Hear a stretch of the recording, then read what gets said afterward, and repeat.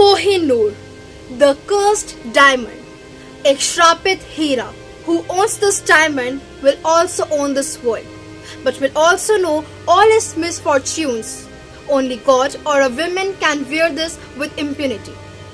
ऐसा कहा जाता है जो इस हीरे का मालिक बनेगा वो पूरी दुनिया का मालिक होगा और सारी दुनिया के दुर्भाग्य भी उसी के ही हाथों लगेंगे.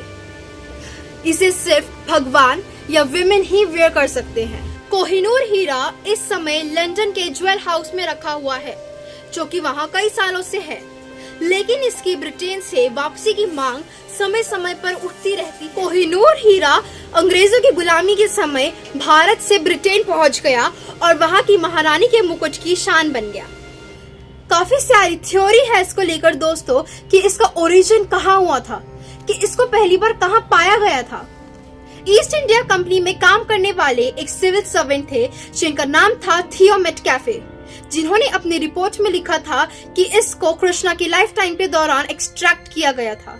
हिस्टोरियंस के अकॉर्डिंग सबसे ज्यादा एक्सेप्टेड व्यू यही है कि यह हीरा सबसे पहले कॉलर माइंस में मिला था. ऐसा माना जाता है कि कोहिनूर का सबसे पहला मेंशन एक हिंदू टेक्स्ट में किया गया था.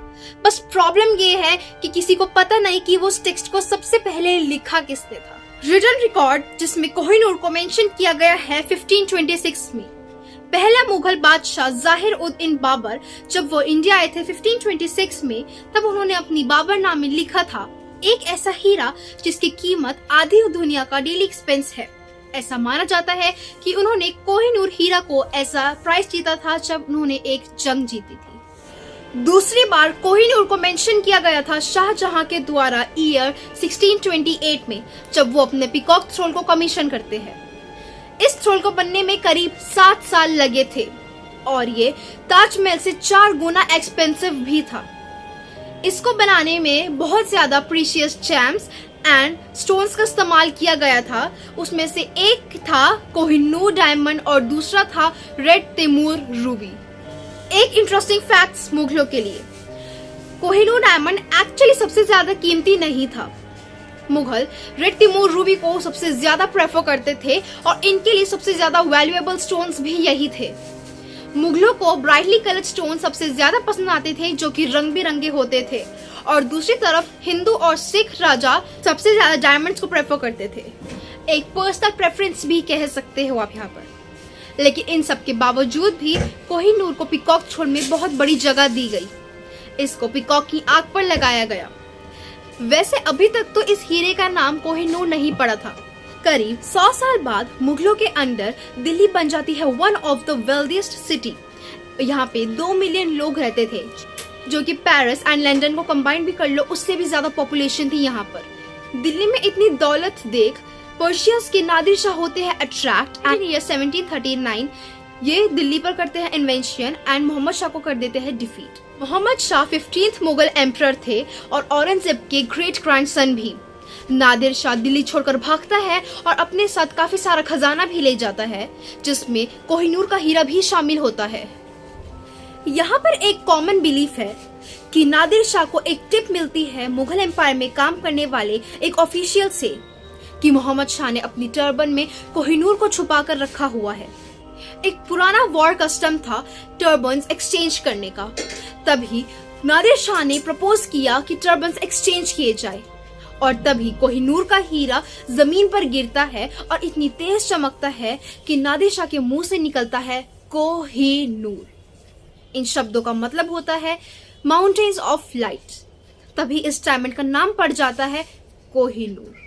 उस टाइम नादिर शाह के एक फाइनेंशियल ऑफिसर थे जिन्होंने एक किताब लिखी थी तारीख-ए-अलाम आरा-ए-नादरी, जिसमें हमें एक रिटन रिकॉर्ड मिलता है कि कोहिनूर एक्चुअली में पीकॉक थ्रोन के सर पर ही लगा हुआ था. नादिर शाह ने इस पीकॉक थ्रोन को ले लिया और तिमूर रूबी और कोहिनूर डायमंड को अपने आर्म बैंड पर पहन लिया.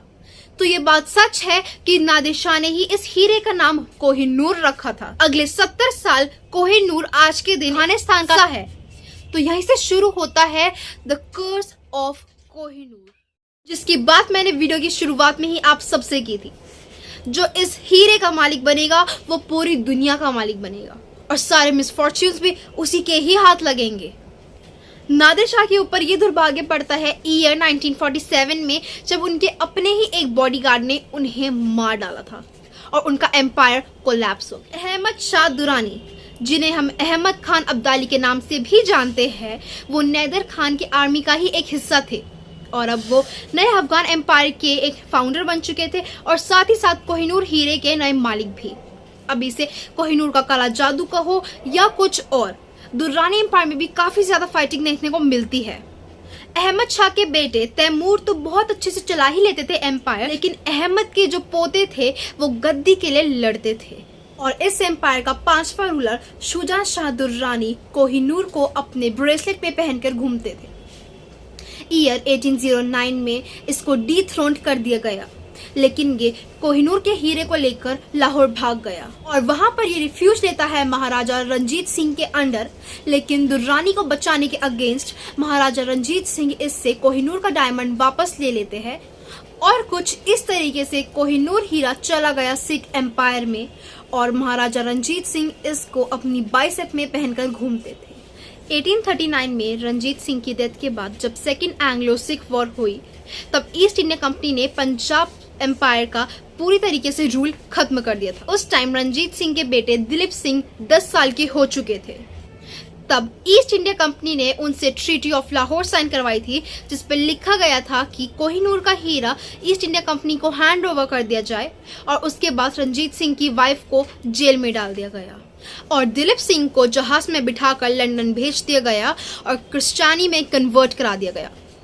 जुलाई 1854 में क्वीन विक्टोरिया ने उन्हें एक मौका दिया था कोहिनूर को एक बार फिर से देखने का और जब इन्होंने इसे अपने हाथ में पकड़ा, उनके मुंह से जो शब्द निकले थे वो थे, "It is to me, ma'am, the greatest pleasure of having this opportunity as a loyal subject of myself, tendering to my sovereign, the Kohinoor." 1851 में जब कोहिनूर को लंदन के हाइड पार्क में एक एग्जीबिशन के लिए रखा गया, जनता का रिएक्शन बहुत ही ज़्यादा अनएक्सपेक्टेड था।